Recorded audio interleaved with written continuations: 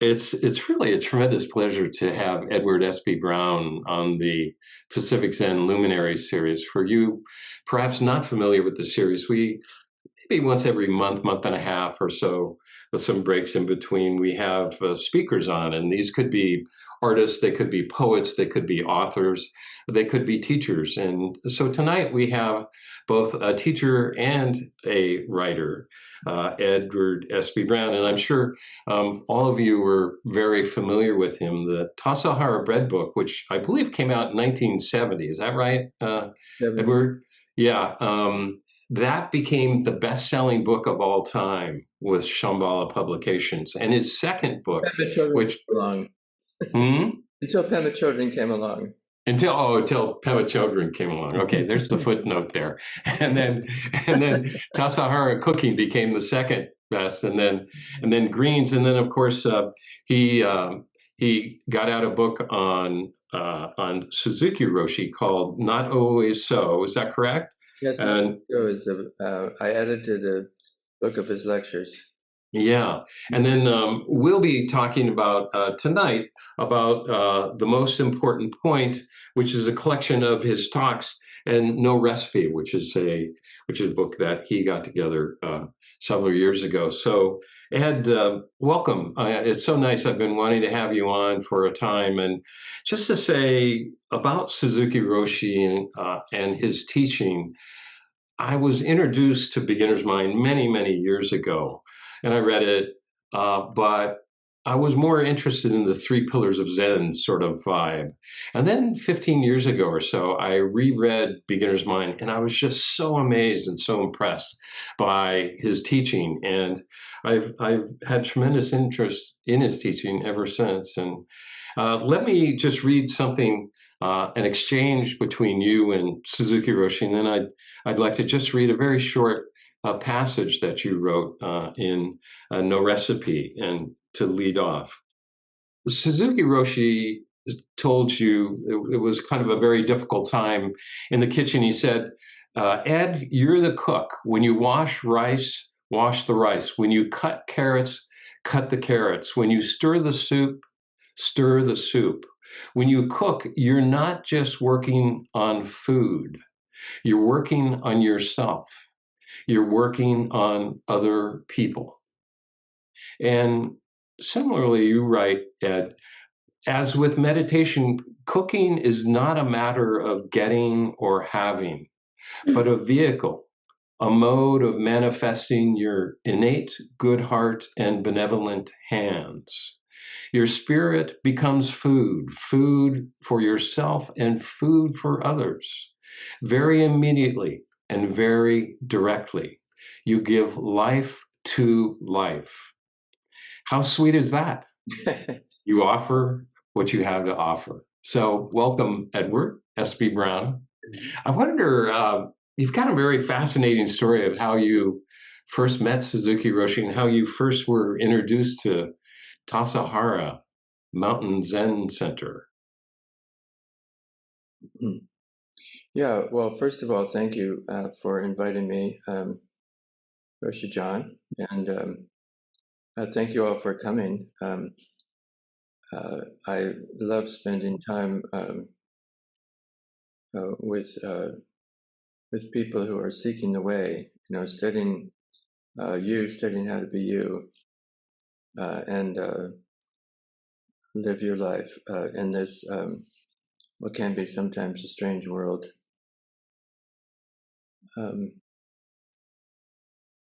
And one way or another, finding how to offer food, whether it's directly food or, with other work or activity you do. So thank you for being you and doing what you do, finding the way.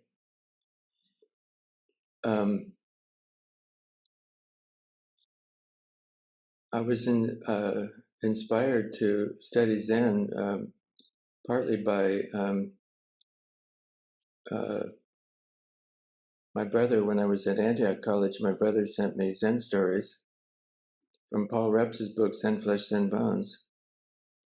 And one of them was a young man who wrote home to his mother I'm doing really well in school, getting good grades, helping the other kids study, writing well-received papers. And his mother wrote back and said, "Son, I didn't raise you to be a walking dictionary. Didn't you go to the mountains and attain true realization?" And I thought, that's for me. And the end of the school year came and I dropped out and it said reasons for leaving. And I thought, well, duh, to go to the mountains and attain true realization. And sure enough, 2 years later, I was at Tassajara before it became Zen Mountain Center. So when I got back to San Francisco, and then it happened that my brother was, who had sent me the Paul Rep story, my brother was attending Zen Center. So, and parenthetically, since then, my brother has become, first became an Episcopal priest and then a Catholic. So it's been about 30 years, and he was married. He and his wife were married first by Suzuki Roshi and then 25 years later by a Catholic priest, to make it real. And another vernacular. So I knew about Zen Center, and I went one afternoon with a friend of mine, Alan, and we didn't know what we were doing. And everybody seemed to know how to sit, but we didn't. And so we just sat cross-legged, and we didn't know all the forms, and we followed along as best we could. And at the end, in those days, each person, one by one, each student would bow to Suzuki Roshi. So at this time, I was 20 years old, and it came my turn to bow, and I wondered, what will he think of me? Isn't that what you want to know? What does This is good. This is good. And we bowed, and I kind of peeked and looked in his face, and there wasn't a single thought of me. He had a way of being so impassive and yet completely receptive. 30 or 40 years later, I read in Dogen, he said, "Supreme, perfect, utmost enlightenment, what is that? It's to be unstained. To be unstained is like meeting somebody for the first time and not thinking about whether you like them or not." He was pretty unstained. And many, many people felt like that, completely received and seen through completely. And it was okay. He could see through you, and it was just fine, whatever he saw through to. Mm-hmm. So, there's Suzuki Roshi's teaching, and then there's, nothing that can replace that presence that, sees through and is unmoved. He's so eloquent too, and in English, and English certainly wasn't his native language, but they're still writing books about him. You're still quoting him. You studied with him like 5 or 6 years, and he's been dead, I think, 50 something years, 71. So that's 29 plus 25. That's 54 years. Yeah, it's amazing. And yet he's still very much alive for you. Yeah. Well, relationships then grow. I thought maybe I would share with you the first Dokusan I had with him. Again, I was 20. Mm-hmm. And formal practice interview with Roshi, where you bow, do half prostrations to the altar, and then to Suzuki Roshi. So the first Dokusan, I didn't know what to say or what to do, and we don't have a form for how Dokusan goes, as some traditions have. And so I didn't say anything, and after a little bit he said, "How's your meditation?" And I said, "Oh, not so good." "What's the problem?" Well, I'm thinking a lot. Is there some problem about thinking? I think it's pretty normal to think, don't you? And I looked for the problem with thinking, and I couldn't find it. And so I didn't want to admit I can't find the problem because I was just saying I have a problem with it. So then I said, well, you're not supposed to. That's what you tell us not to think.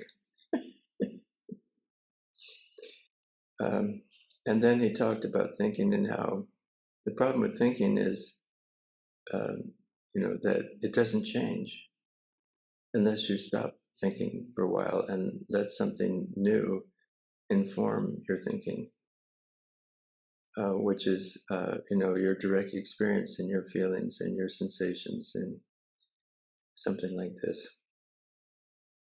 And so you went down to Tassajara like in 1966 or so, and you were already a student of Suzuki's, and you got a job. This is before actually San Francisco Zen Center Yeah, bought Tassajara, and you started to work there, I guess, with a buddy, or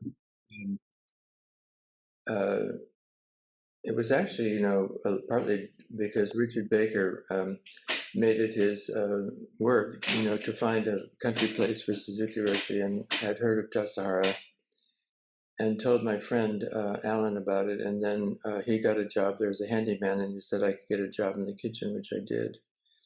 And I was a dishwasher and the pot scrubber, and then they were making bread. And I asked if they would teach me, and they said, of course.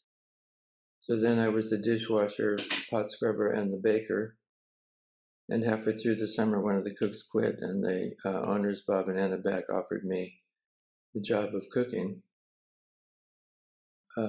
And I didn't realize until I became a cook that I have cook's temperament, which is this difference of doing something with your heart, and wanting to have a connection, a heart connection with people. And it's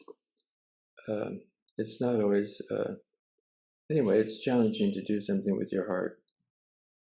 And there's a kind of vulnerability or risk that is not the same. If you follow a recipe, then if people don't like it, you can say, well, I followed the recipe. You don't like it? Well, I followed the recipe. And if you like it, well, thank you very much. Yeah, not bad, huh? So much of our world is about, did you follow the recipe? Did you follow the the law of the guidelines, the instructions? Did you do what you're supposed to be doing? And are you getting it right? And the right is, are you getting it right in terms of the instructions, or are you able to put your heart into something? So this is an ongoing study for all of us, how to put our heart into, or connect. Put, you say, but even that is not quite right, because it's more that how do we have a warm-hearted relationship between heart and thinking and feeling and body. Somebody today was using hand, head, heart for body, and then different, but is everything in harmony? Is everything intimate? So intimate that you can't tell anymore what is heart, and So some of us are interested in studying that, and others are in the world are trying to get it right. And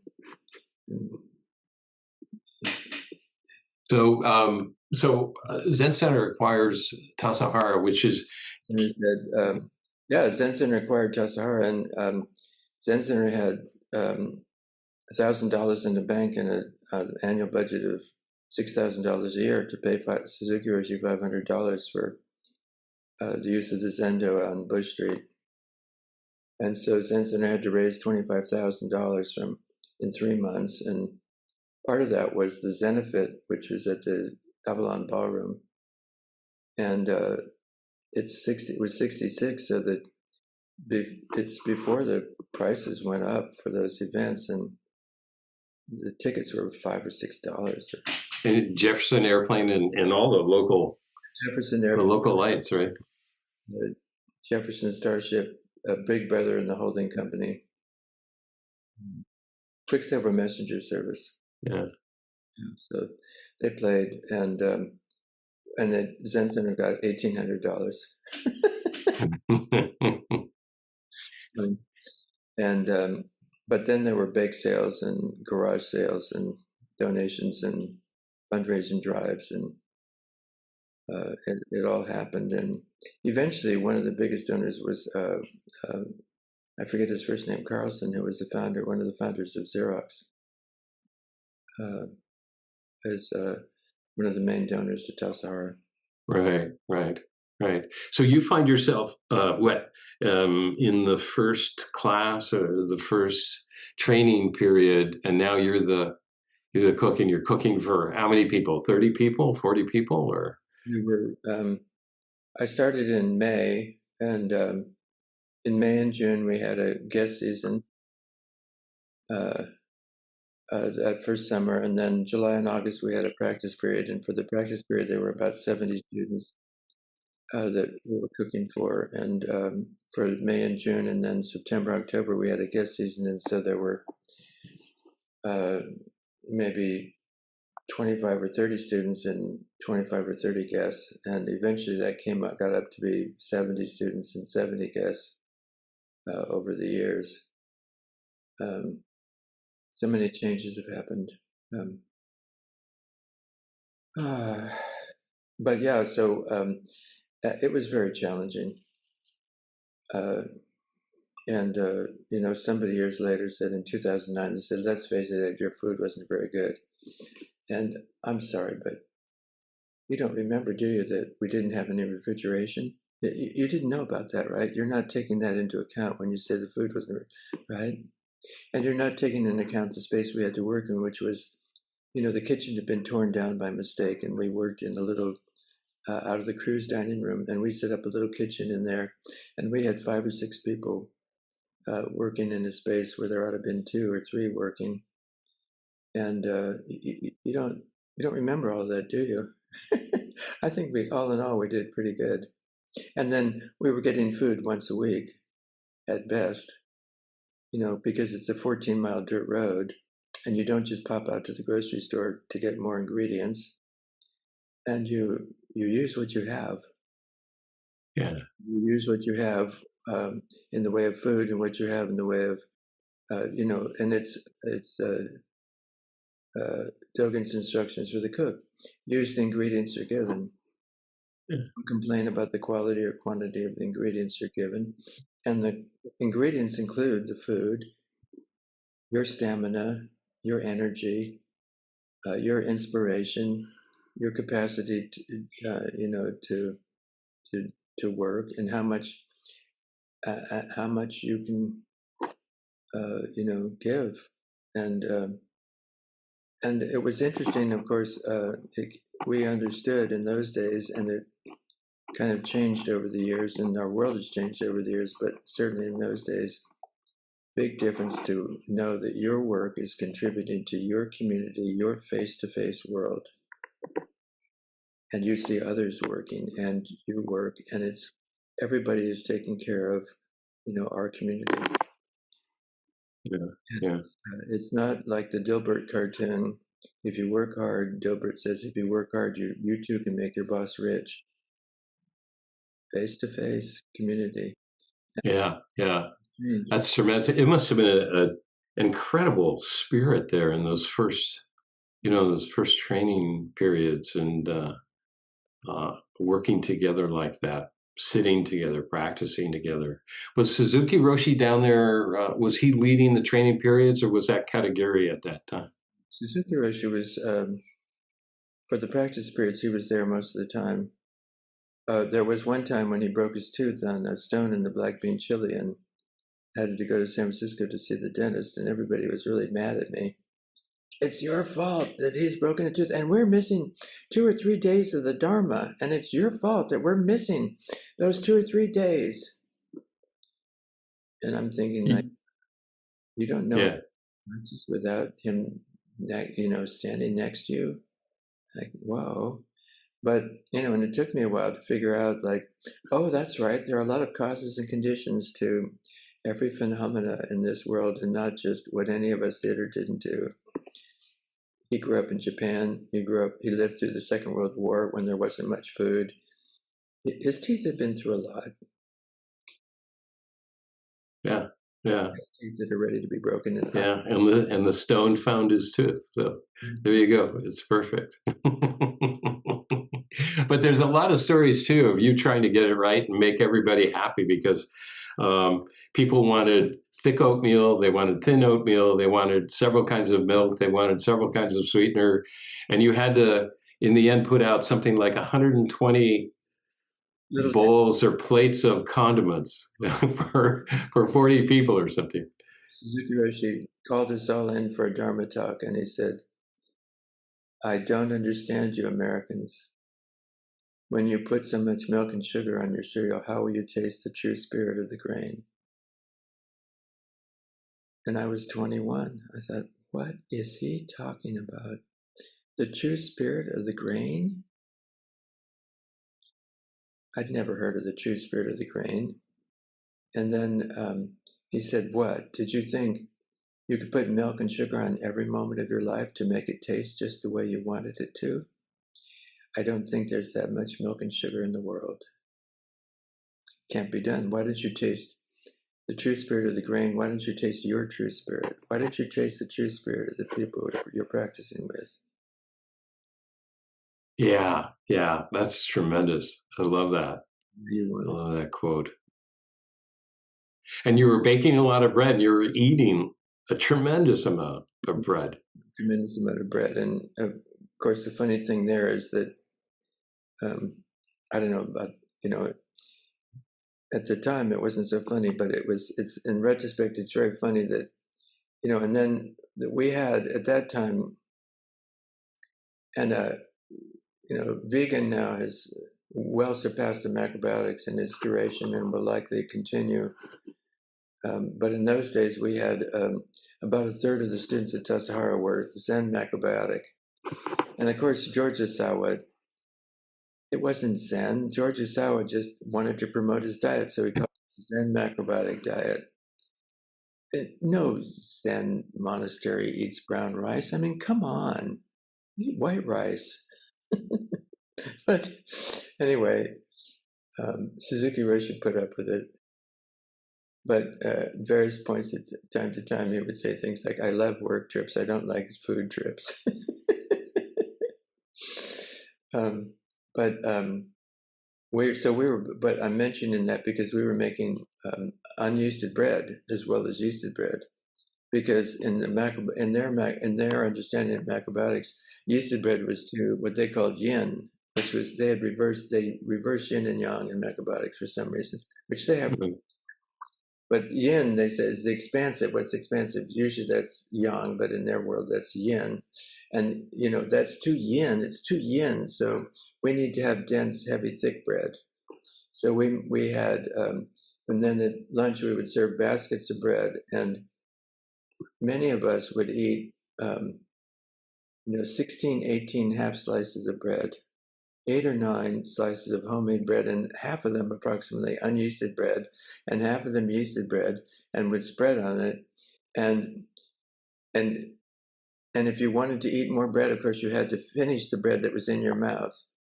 So you had to eat without really tasting, and you had to just you had to get rid of the bread that was in your bowl to get more out of the communal basket. So this is what's called greed. Which is different than enjoyment, So finally, I realized, why don't I taste what I put in my mouth? It's funny how sometimes you don't need somebody to tell you, but on the other hand, why don't you taste the true spirit? Yeah. Because why don't you taste what you put in your mouth rather than just trying to get rid of it to get more? Yeah. You have experience rather than wanting to produce the experience in the future that you're not going to have. Anyway, it was all interesting to practice at Tassajara, and I've been thinking about it for years, and many of us felt for many years like, what were we doing? Because almost nobody ever graduated, or sent out in the world to be a teacher, or like. But on the other hand, people. John Joseph was telling me about having Carl Bielefeld on 10 or 12 years ago, who was for some years the head of Buddhist studies at Stanford, and wrote a book on Dogen Zen meditation manuals, and he was a student of Suzuki Roshi's. And so he got out and was successful, but not because he graduated from Zen Center, it's because he left Zen Center. Well, it's interesting because Zen Center has thrown off an awful lot of, just fascinating culture. I'm appreciative. I'm not a member. I follow more of a koan school than a just sitting school, but I nevertheless appreciate that community and what they've done for Zen in America. It's been a wonderful, wonderful thing. You were, going back to your relationship with Suzuki Roshi. You were, tenzo, or the cook, is one of the highest positions in the monastery, and you wrote something. I just want to ask you about it. And you said, once after a conversation in his cabin in Tassajara, he hugged me, which had never happened before. And when he was holding me, he said, "I will always be with you." And my body turned to light dancing up and down where my spine had been. And in the absence of a body, gauging my heart was no longer a possibility. So I continued to sense his presence here with us, his voice along with my voice, coming through as I write. It's really, really touching and moving. Yeah. Well, that's the only way you can do it. Was that soon before he passed away? No, that was no. That was probably 69 or 70, and he didn't pass away until 71. There's another story which a lot of people remember. Lou Richmond remembers fondly, and Suzuki Roshi used to, there's at Tassajara, there's the main buildings, and then you cross a bridge to go to a lot of the cabins. And Roshi often used to stand on the bridge and look out at the trees and the stream. The stream went underneath the bridge and then connected with the Tassajara Creek. And my cabin was the first one across the bridge, so I would often, when I was walking from the kitchen to my cabin, he would be standing there, and often I would stop and visit with him. And one time he looked over he said, "Ed, you have those stones piled up outside your door of your cabin. It doesn't look so good. We pile stones like that on graves in Japan." I said, "I know, it doesn't look so good, and it's a little unstable. The ground up to the doorstep was a good, 2.5 feet. So I piled some stones there to get from the ground a step up and then into my cabin. But I wasn't a student of rock work or how to do that. So I said, yeah, it not only it doesn't look good, but it's unstable." And then, a number of weeks went by, and one day I saw him in his cabin, and he said, and I was leaving, and he said, "Oh, Ed, by the way, do you know that stone out in front of the office?" And there was this stone that outside the office where everybody got their mail, and in those days, people would smoke a cigarette and read their mail or drink their tea or coffee with reading their mail. And it was in many ways the center of Tassajara, that stone. Aside from, the Zendo. But everybody knew that stone. And he said, "I asked Paul Disco to move it to your cabin this afternoon to be your doorstep. Is that okay?" And I said, Roshi, people are going to miss that stone. People read their mail, sit on that stone and read their mail and drink their coffee and smoke their cigarettes. And he said, we'll get another one. And sure enough, that afternoon, you could hear it coming across the bridge because we had a old Dodge Power Wagon, and we would haul rocks around on the metal sled pulled behind the wagon. Paul Disco was there, and He was the temple carpenter, right? temple carpenter, but also Yeah, yeah. shop and the stones and so. But it makes a horrible noise. It doesn't make so much noise when the stone is being dragged into the ground, but when it comes across the wooden bridge, it goes. It's really loud, like the proverbial chalkboard scratching. Anyway, and it's probably to this day there's grooves. Okay, Google, stop. In the bridge, but anyway, I went out and we moved it over in front of my cabin. We put it on. We put down 2x4s for rails, and then little 2-3 foot long pieces of 2-inch pipe, and you just roll it and take the roller from the back and put it in the front, and it rolled right into place. And talk about, and then I knew my teacher was with me. Every day I stepped on that stone going into my cabin, coming out of my cabin. My teacher was there for me. I mean, really, not just talk. Yeah. Lovely. Ground.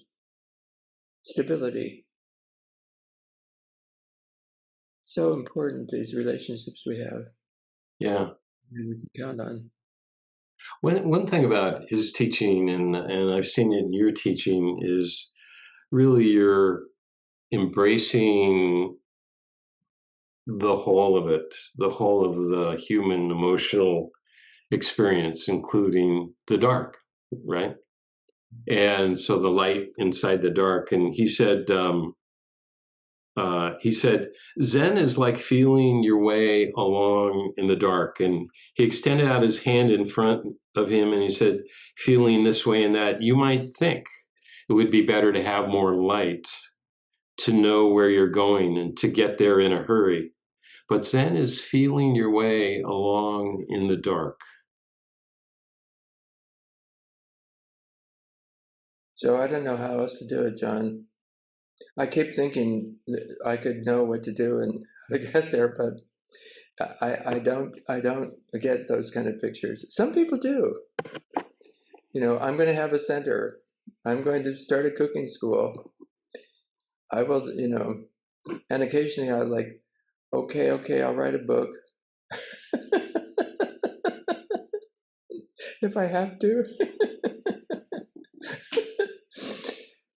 But you're reminding me of actually one of my favorite Suzuki Roshi stories, which David tells in his biography of Suzuki Roshi. David Chadwick. Yeah.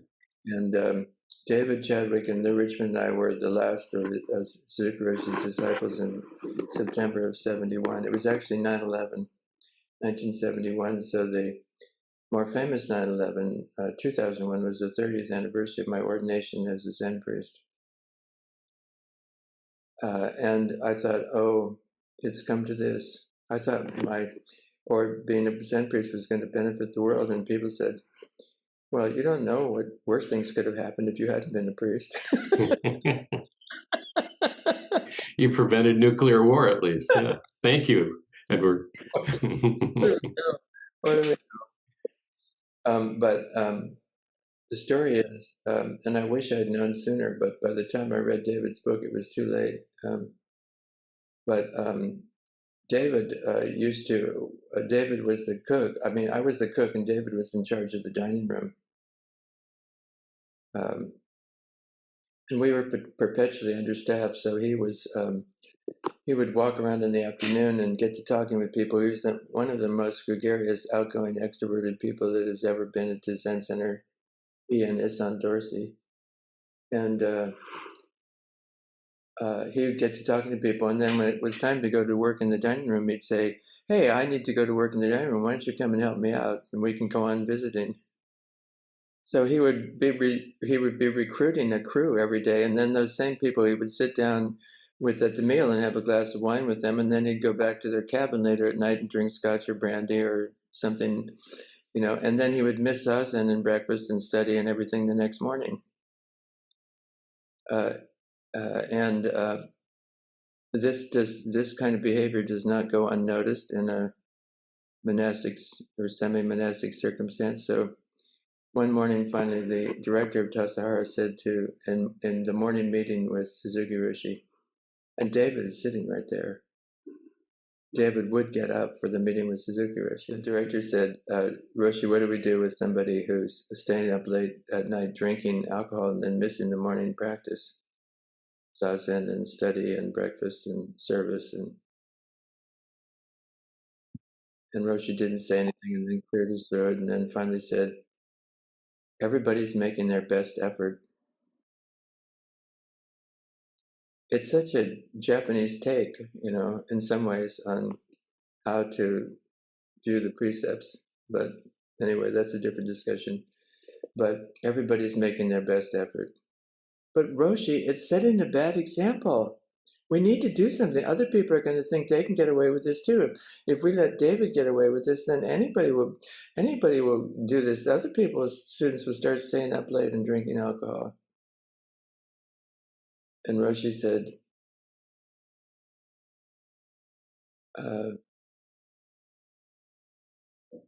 sometimes people are following the spirit of the rule, even if they're not following the letter of the rule. Wouldn't it be better if he follows the letter of the rule too? Yeah, that would be best.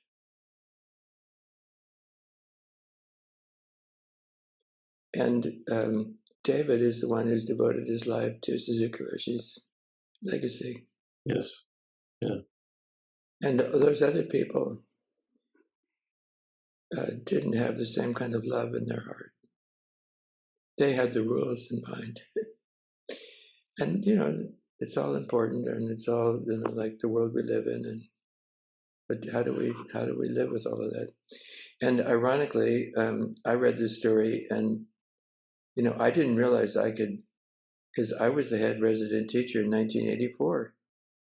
And the officers came to me and said, "James is doing drugs." And I said, "Let me talk to him." And James said, "It was my birthday. My mom sent me a care package. But, excuse me, she didn't send me chocolate chip cookies. She sent me hashish brownies and LSD. And it was way too much for me to take. So I shared it with other students." I couldn't take it all. And isn't it better to share with other students? And he's such a sincere young man and devoted to Suzuki Roshi's memory. And the officers of the monastery said, "James has to leave. He's broken the rules." I said, "If James leaves, he's going to be dead in less than 2 years because he'll be back on the streets of San Francisco. If he lives at Zen Center, he'll be back on the streets of San Francisco. And we're going to lose him." And they said, "That's his problem." And I didn't know what to do. And I let them I let them, said, "Okay." And it didn't take a year for us to lose James. So I didn't know. I didn't know the story about David until, his book came out in 96. That was 1984. Mm-hmm. So, so many stories. Yeah. I haven't talked to you about this, but we're kind of on the subject. And a couple of years ago, you were sort of disinvited from speaking at San Francisco Zen Center. And is the polite. Yeah, I'm trying to be polite here.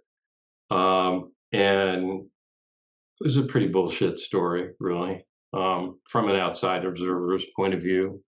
but then you were re-invited to come and speak at San Francisco Zen Center maybe a month ago or 2 months ago.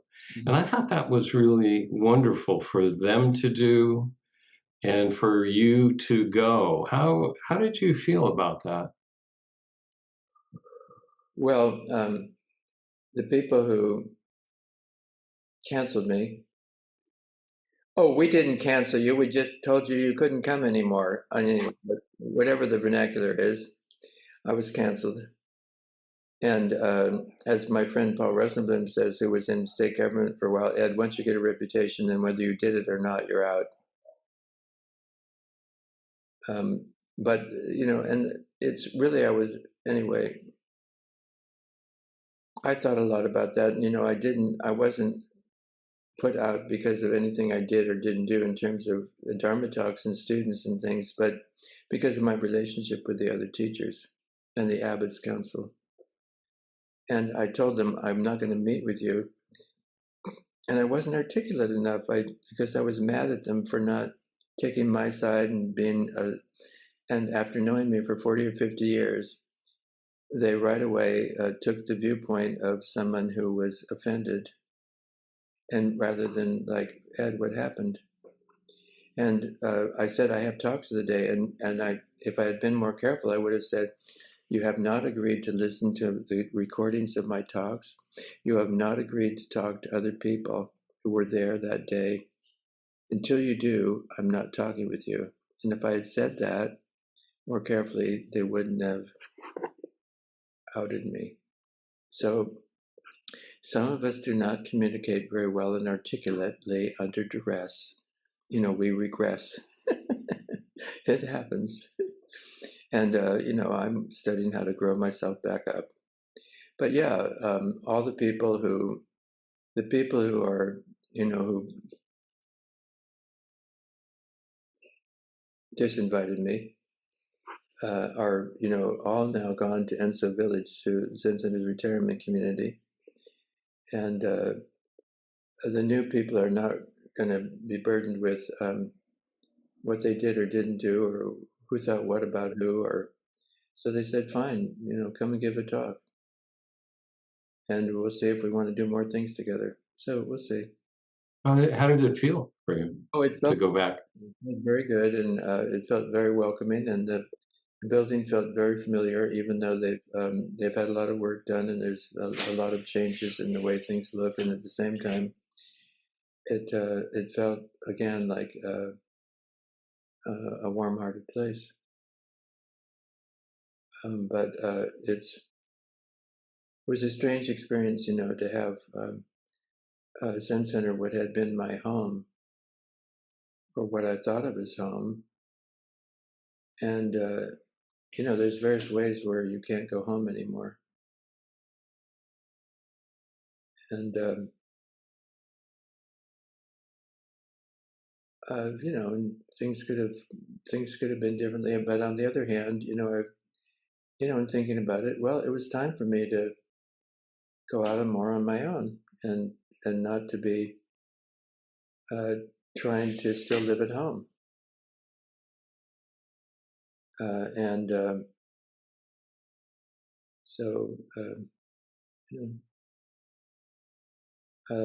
in some ways, if you look at it psychologically or whatever, or mythically, you leave home to undergo a journey or a quest, and so I've ended up in a different place and in different circumstances, and found people who are supportive and have a place to live and so on. And here you are inviting me to come on. Look at all these. Absolutely. And yeah, absolutely. We're so happy to have you.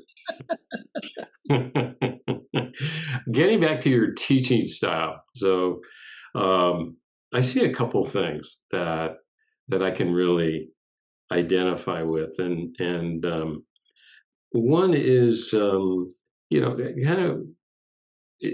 it's hard to separate you from Suzuki Roshi because he has so much influence on you. But talking about finding your way in the dark, but inclusion. I see a lot of inclusion in your teaching, inclusion of, as I said earlier, just the vast array of human conditions and emotions, and particularly, obviously, in cooking. You say often schools of practice preach that when you're cooking, you should only manifest perfect love and equanimity, so that the food Basic. does not convey negativity.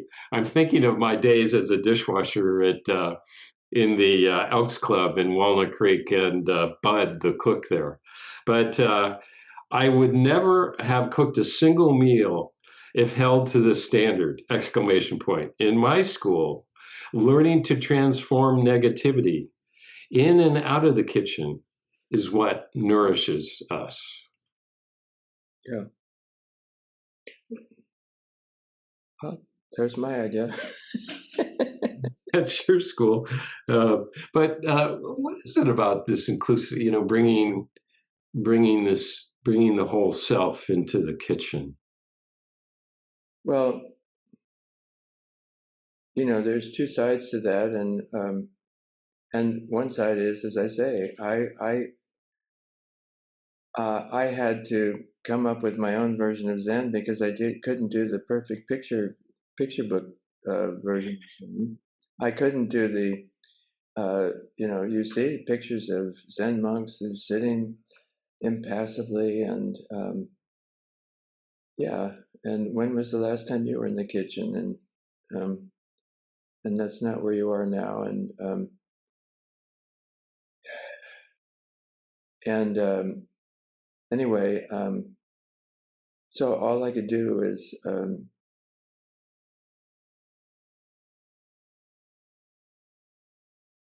more and more over the years, I realized that this is Zen. And, and then you come across teachings. Suzuki Roshi, one of the quotes stayed with me, has always stayed with me. And he said, when you are you, Zen is Zen.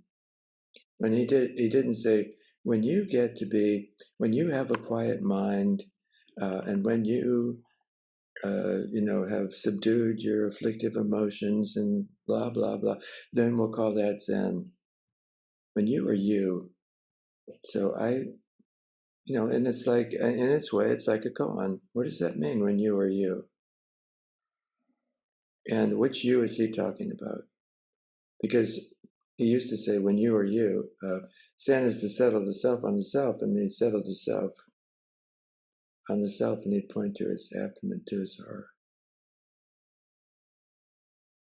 And then he'd say, and when monkey mind when small mind becomes quiet, big mind resumes its true activity.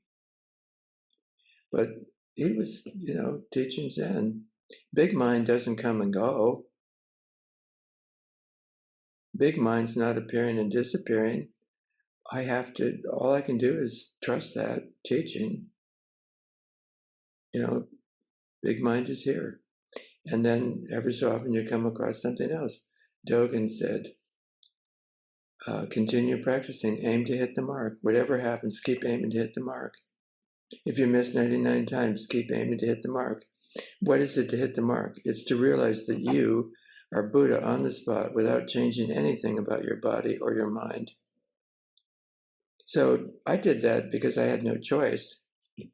I couldn't manufacture, a Buddha. Look at me. I've accomplished this. I've done that. Don't I look good, or don't I? Do I qualify now? Don't I qualify? And I couldn't. So I never was very successful at looking as good as some of the other people look. Mm-hmm. But even in addition to that, the way, at least in our teaching, the way we look at this darkness as a gateway, as a gate, that thing itself, which is so dark, can flip. And let me just read another little story for you, if I might. Right in the midst of this sea of emotions, it seemed that someone had called my name, Ed. Perhaps it needed repeating to get by my steely concentration of preparing lunch. Also, the Ed being called was the most wonderful and wholesome person. I love that.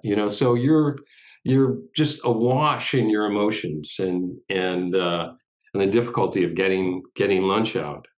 And somebody's calling your name Ed, and it's the most wonderful sound that you've heard. While I was a storm of emotions, as you say. And who was being called? I was befuddled, at least momentarily. Could it be that I was the person being called? What was happening? Bewildered, I tentatively looked around and discovered that Suzuki Roshi was standing in the doorway of the kitchen. Abruptly, the storm lifted, clearing without a trace, while energy sparkled up and down my spine. Bright light came from above.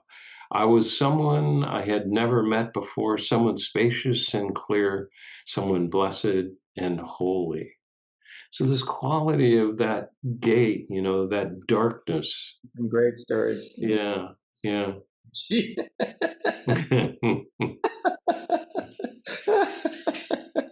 Yes, thank you. Yeah. And it's interesting to me when I think about those. On the other side of that is, I don't know how much of that. I mean, I know the rock. He moved the rock because he thought about it. And I don't know what brought him to the kitchen at that time. But if I ever thought Roshi wants me to this or Roshi thinks I should that, and I'd get a little bit confused, I would watch him closely, and he was doing his practice. He was not seeing what he could do for me. He was doing him. And he was putting all of his attention on how you bow and where your hands go and where your head comes and touching the floor and standing up. And he was in his world and in his practice. And then somehow, here he is in my world, in my practice. I don't know. It's mysterious.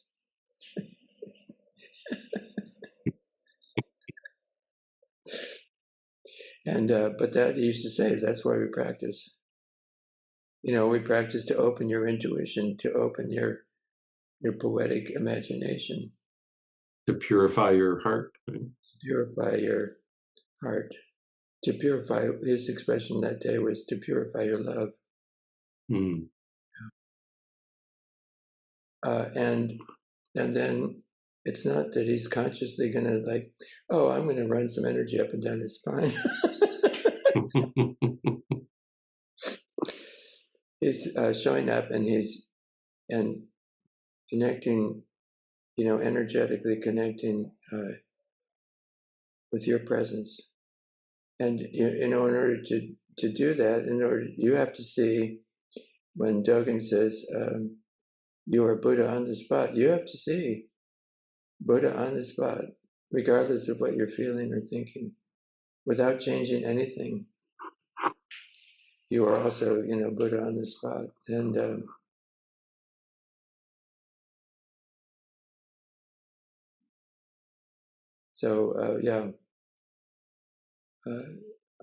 he stays with me.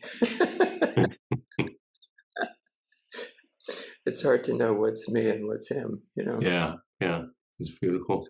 The second thing I see in your teaching and reading your books and chewing on a little bit is your desire to empower people.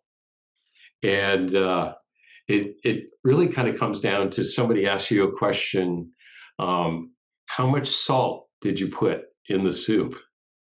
And you kind of shake your head when you hear that question, because it's the amount of salt that person as an individual needs. In other words, they have to find out what the right saltiness of the soup is themselves. And you seem to teach that an awful lot. that's my aim. And again, it comes back to, most cooking classes have recipes. And I started in my cooking classes having tastings, and we would add one ingredient at a time. I haven't done it in many years, but so we, whether it's a tomato sauce, or it's a Chinese noodle salad, or there's each class has some tasting, and one ingredient at a time. You add one ingredient and taste it. So you don't put in all the ingredients and like, well, what does it need? Well, how would you know? You put in all the ingredients and put them all in the pot, and then you tasted it. How do you know what each ingredient did?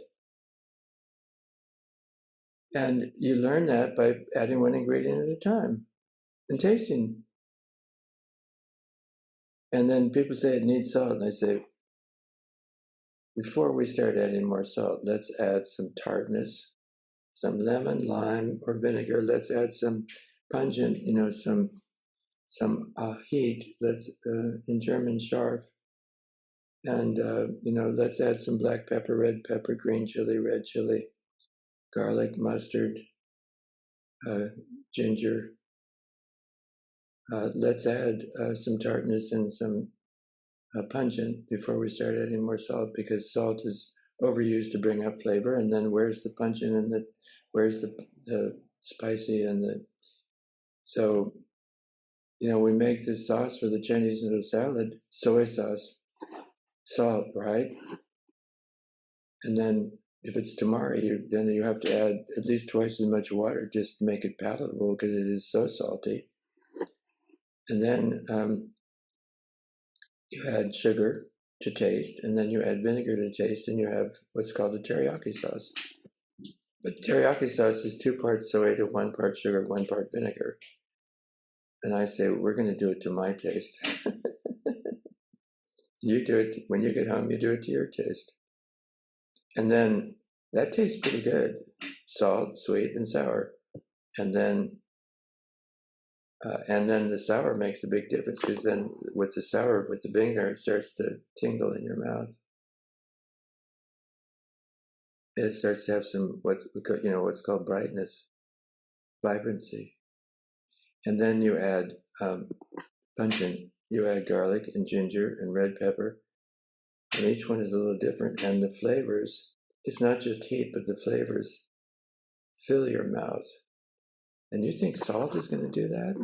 Salt doesn't fill your mouth with flavor. It focuses the flavor and makes it more condensed, maybe. But it doesn't go, taste this. So I have tastings, and and then if you want, you can add one thing at a time. And I may do another cookbook. My idea is to do another cookbook. We'll see if I get to it, and if I get enough help, I'll get to it. But then I have to organize the help. But to teach this as a book, adding one ingredient at a time. Oh. This is beyond no recipe. Uh-huh. Come up with a recipe by adding one ingredient at a time and seeing how it is and what you like. How has your cooking changed over these decades? And are you completely self-taught? Did you follow anybody? Do you read cookbooks or? Early on I read books, and there was, but I love, the books I fell in love with weren't always helpful for how to cook. But I read M.F.K. Fisher, going back to when I was 10.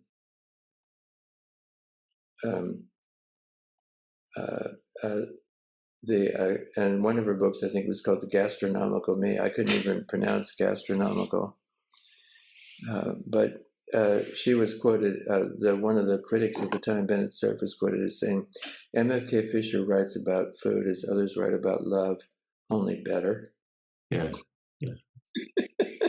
And I had the good fortune to meet MFK Fisher, one of my heroes. Yeah. And there were various books, and then I just watch people and I study, and what do they do? And anybody who came to Tassajara and knew something about food, I'd say, well, show me. And and I'd watch Mrs. Suzuki cut vegetables. I watch Kobancino cut vegetables. I watch Tassajara Roshi cut vegetables. I watched how they moved in the kitchen. I watched Bill Kwong. He came down for 3 weeks one year. He had cooked at Zen Center for years, making breakfast. And, there were many people better qualified than me, but to be the head cook at Tassajara, but they had families and they had jobs and they had careers and they had kids. And I was 21 and didn't have a family. And okay, you can have a few years of my life, no problem. So no, and then when we started out, we were serving the guests meat. So I studied Julia Child. Julia Child wrote extraordinary, Mastering the Art of French Cooking was, to this day, one of my favorite books. Not that I haven't used it in years, but I had certain cookbooks that I used and relied on.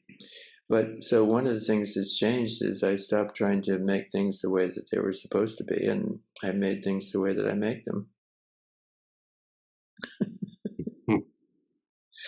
And which is a problem, and which is okay. And then on the other hand, it's a problem because people like things that, hamburger and fries. Come on, where is it? And every so often I have things that like, oh my, this is extraordinary, and they just did this at home. But like, whoa, where was it finally? Anyway, it was somewhere in Austria. They made some homemade potato chips, where somehow the potato chips were like flowers instead of like individual chips of potato flour. And how do they? And I don't know. I can't do that. So I don't try to do everything. I say, well, thank you. That's great. I love it. And I'll do what I do. And, thank you for doing what you do. And so. It's the original. Well, one thing that you mentioned is that you're eating meat more. For years, you were strict vegetarian, and then you found, I guess, that for health reasons that you will bring some meat into your diet. In Sun Farms, which is out in Inverness, one year, and when I for years I had a writing studio out in Inverness, and for more than 30 years. And so I would go past the Marin Sun Farms where they sold organically, grass-fed meats, and I thought I'll try something. And I had I brought home some ground beef, and I made some burgers, and I thought, oh my God, these are so good. And then I noticed, like, I have more energy than I used to. So, I don't worry about it much. I was also a student and I still study, and in a way, Chinese medicine. And in Chinese medicine, they say, and there's an amazing book, The Vegetarian Myth. Lear Keith, a woman named Lear Keith, who was a vegan for 20 years and very proud of it. And she tells about how she had degenerative bone atrophy or whatever it was. And she finally saw a Qigong master. And she said, I've never felt so received and held and touched. And, this is a gay woman. This is a man. But you know, she's also, of course, a sensitive person, and he felt her pulses, and he said, "You have no pulse." He said, "Oh, you have no pulse." And she said, "Oh, you mean I'm going to die?" He said, "You all die eventually, but you have no pulse." And then he felt down her back and got to where there was a degenerative bone disease, and he just very quietly said, "Oh." And he didn't say, you know, "Oh my God," or, you know, but just, "Oh." And then he said, "What are you eating?" And she said, "Oh, I'm very proudly, you know, I'm a vegan. I'm saving the world." And he said, well, and, you know, we teach life lives on life. And he said, you know, and he gave her the common teaching in Chinese medicine is meat the size of your palm each day, or 3 times a week or something, I don't know.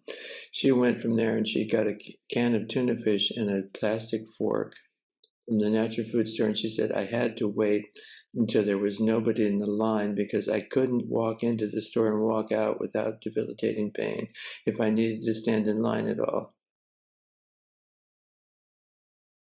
And she went on a diet now. She's on a diet, you know, with bone broth, cooking bones and then adding meat to them, and et cetera, et cetera. But it's an amazing story, you know, because it's all about vegetarian. And then she says, "I'm not trying to tell you what to eat. I'm trying to say there are choices." Because not so long after she wrote this book, she was invited to talk at a conference of vegans in Golden Gate Park. And before she could talk, she was pepper sprayed by some hefty vegans in their leather jackets. And she couldn't give her talk. She was taken to the... Oh, yes. And she said, I'm not here to tell people what to eat. I'm here to tell them they have a choice. Mm. Let me just say, those who want to ask questions, we'll start taking questions now or shortly. Please just put them in the chat box, and we'll read from the chat box if that's okay. Well, things are changing. Things, yeah, learning to be more and more open and accepting is it's an important thing for all of us. You know, if I tell people, you know, in my kitchen, I'm the cook, but when you get home, you're the cook. So you decide what you want to eat. Yeah. You have choice, and if you choose to be vegan, thank you. You've made your choice. You know understand it, and you know act in your follow your belief, your study, your practice. So this is where we fortunately get to have areas where you know each of us is the cook, and in some ways each of us, you know, you are you, and it's so nobody else can take your place. Yeah. Yeah. So you have these choices to make, and I'm not here to tell you what to do in your kitchen or in your life. I'm here to encourage you in your study, in your practice. Yeah. We're kind of getting down to the most important point, and you say that the secret of life is enjoyment. The joy is not dependent on any particular product. It's not dependent on you controlling things, not having anger, not having sadness. The secret to life is enjoyment. And you put in a poem by Derek Walcott, and I love the last line. It's called the poem's called Love After Life. Love after life. The last line is sit, feast on your life. You know, I just love that line. Feast on your life. One day you will greet yourself arriving at your own door in your own mirror. Each will say to the other, no, let's see. One day you will greet yourself arriving at your own door in your own mirror. Each will smile at the other, saying, "Sit here, eat. You will love again the stranger who was yourself. Give wine, give bread, give back your heart to itself. To the stranger who's loved you all your life, whom you ignored for others."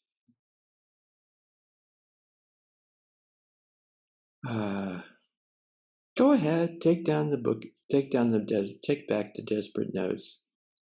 Take down the photographs from the bookcase, take back the desperate notes, peel your image back from the mirror and sit, feast. Feast on your life. It's a wonderful. Yeah. That's beautiful. Do we have some questions, I think. Let me see. We've got hi Ed. So Penny says hi Ed, and Charles Hoy says, love you Ed. Chuck Hoy. And Dan Kaplan says, so wonderful to see you and hear you again, Ed. And then Penny says further, it's your old friend Penny Jennings from Tassajara. It's good to see you at this point in your life. What is the most important thing for you in life?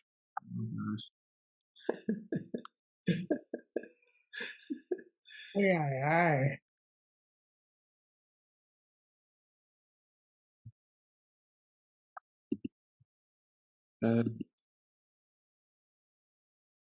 It's still important to me to.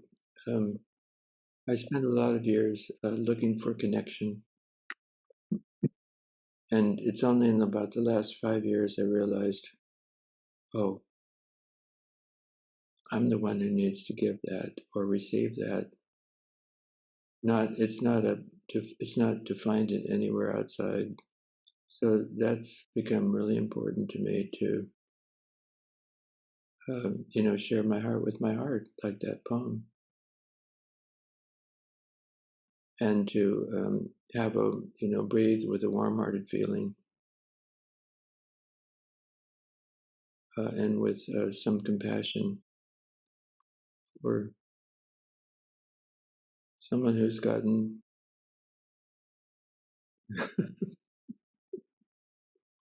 so many, anyway, we all have experiences that, we do well and we do poorly. And at some point one thinks, well, I could become more masterful. I don't think so. But I can have a warm-hearted feeling for someone who's never gotten to be quite so masterful. And I find that really important. And I find it important then to encourage others to have that kind of warm-hearted feeling for themselves and for their good heart, their good hearts. Another question of the sourdoughs, of the what do you where do you rank or of the breads? Where do you rank sourdough? It's such a chore. By the way, the 55th anniversary edition of the bread book's coming out October the 7th. So and they're returning back to something approaching the original cover, and the color of the cover and the circular design on the cover, and maybe something like the original cover. They've had so many covers over the years. But interestingly enough, you see, part of the problem of ranking breads is that I don't eat much bread anymore. And it's not that my partner, Margot, doesn't eat gluten, so okay. But I can eat gluten, but I don't feel that great if I eat very much gluten. And I feel kind of full and heavy. So I don't eat so much bread. And my favorite bread these days that I make from time to time, because I can do it in a short period of time, is olive oil bread, usually with rosemary. So my daughter and her family come. I often will make them olive oil bread because I know my granddaughter loves it. But every so often, I tried out some recipes. And the problem with sourdough, the sourdough was always so delicious, and sourdough pancakes were, people made sourdough pancakes and used to write to me about how great those were, and sourdough starter anymore. You have to keep it up, and then I'd have to start over again. And so I'm not, as usual, I'm not, and when this, curiously enough, when the book, I have two friends who are, now in their 60s or 70s, and one of them, and they both started baking from my book, at 16 or 17 in their mom's kitchen. And one of them bread and selling it door to door out of the back of his woody station wagon in the suburbs of Bloomington, Indiana. And about 30 years later, he sold his bakery for $35 million. Wow. And he said, well, if you're going to redo the bread book, you have to put it in quantities. It has to all be unmeasured, because then you'll get predictable results. I said, no. We're not into predictable results. We're into using what you have on hand and the ingredients you have and the time you have, and seeing what you feel like today, and understanding you have some choices, and see what you can see how it comes out. Nice. Please put yourself on mute if you're just check that setting. If you could just I'd like to say, can you hear me? Who are you? Can you identify yourself? My name is Ann Hinkle. Oh, hi, Ann. Okay. I'm a student of Ed's, and I would like to thank you, dear Edward, for this precious time tonight. You're welcome. You continue to be my beloved teacher.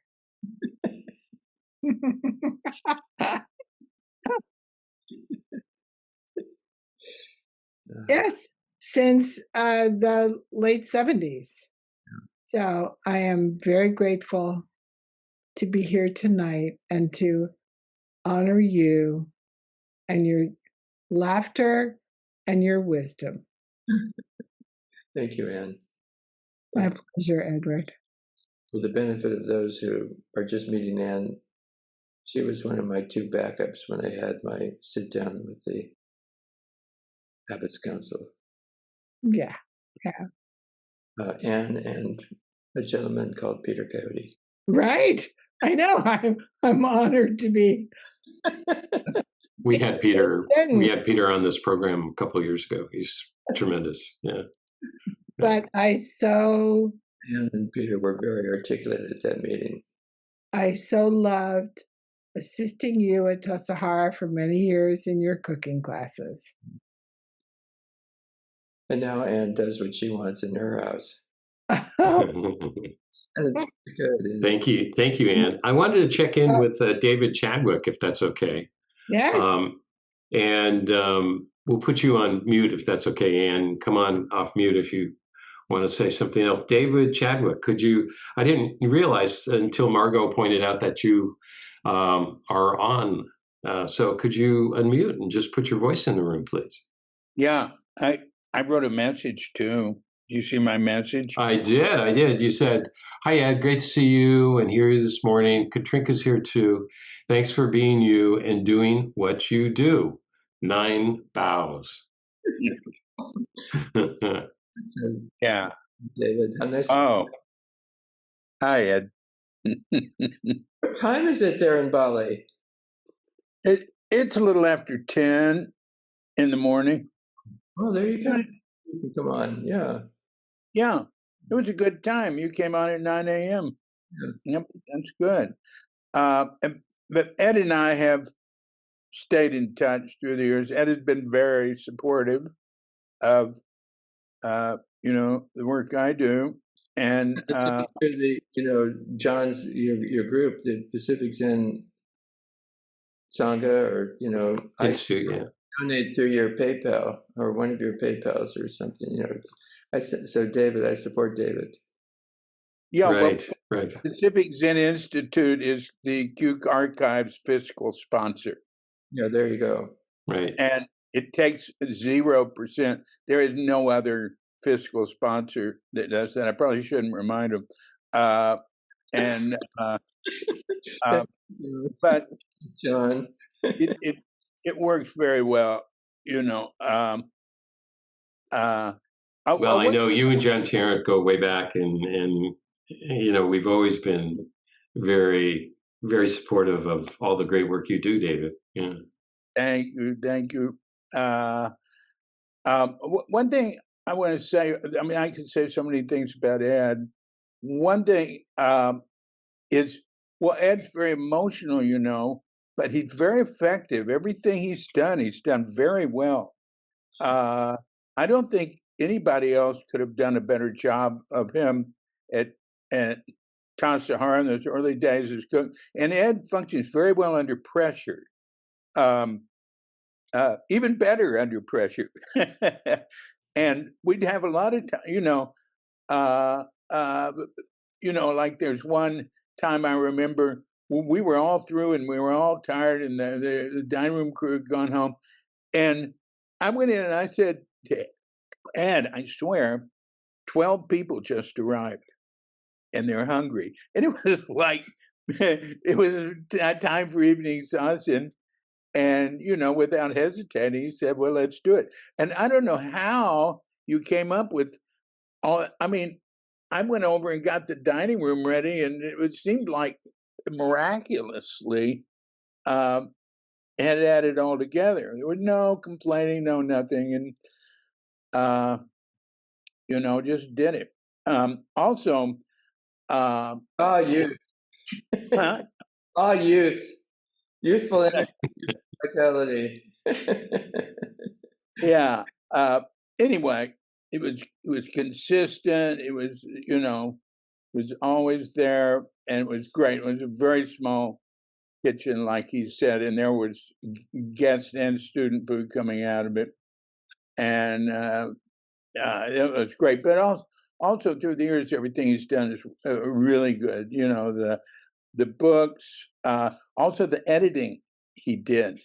Not Always So is an extremely well edited book of Shunryu Suzuki lectures. And, Zen Mind Beginner's Mind it has enormous name recognition and it still sells a lot. But a lot of that, is because of the name and Not Always So is right up there in the same place. I think, and also his work. Well, I'll say one thing. My agent who got me to write and do everything, and worked with Ed a lot, Michael Katz, used to say to me, pretty much, well, can you write a little more like Ed Brown? Really, because Ed is very, very, very expressive. And I tend to be a little bit more like a reporter. So,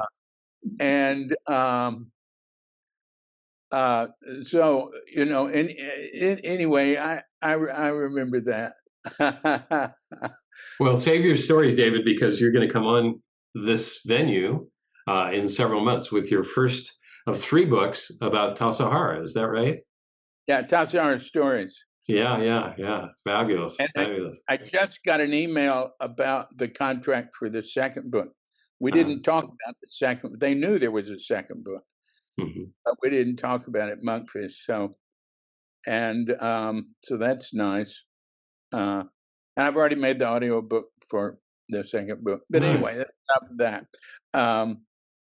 Anyway, I could sing Ed's praises, but it's when we hang up, I'll think, oh, I should have said so. I should have said. Yeah. So several chats saying thanks, deep gratitude, Pacific Zen, John, thanks. And Ed, remember the time I walked into the small kitchen, flour was everywhere they said, Ed lost it. That's Charles Hoy and Judy Herzl. So, let's finish. Ed, if you could, I would love to have you just say the mealtime chant for us. We venerate the three treasures, and well, could you just finish with that for us? I can do the meal chant. This is a meal chant that I do that I think it may have been originally Gary Snyder. I'm not sure, and it was I used my version of it because there's various versions of it, and then I added a second section to it. We venerate the three treasures and give thanks for this food, the work of many people, the offering of other forms of life. May this food nourish us, body, mind, and spirit. May all beings be happy, healthy, and free from suffering.